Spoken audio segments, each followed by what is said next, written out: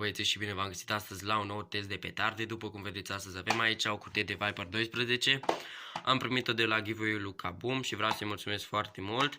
Și după cum vedeți, astăzi o să facem test la una din petardele acestea din cutie, deoarece am primit două. Dar înainte de a începe acest clip, v-aș ruga să apăsați acolo pe butonul de like și de subscribe, să facem la acest clip 500 de like-uri dacă se poate, deoarece turnăm o petardă destul de mare, de 60 de grame. Și da, hai să mergem la test. Ok, bă băieți, am ajuns și la locul mult dorit. Am găsit aici un pom. Ecoul e super bun. Și da, avem aici Viper 12 și hai să trecem la treabă.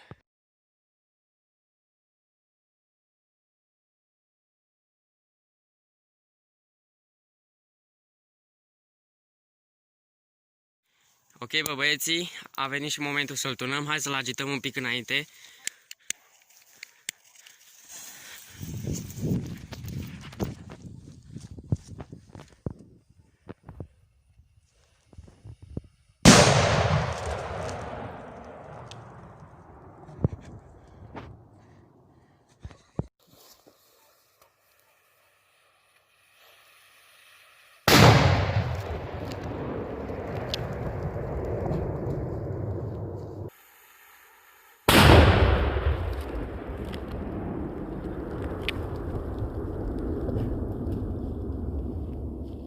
Bă băieții, cam asta a rămas și din copac.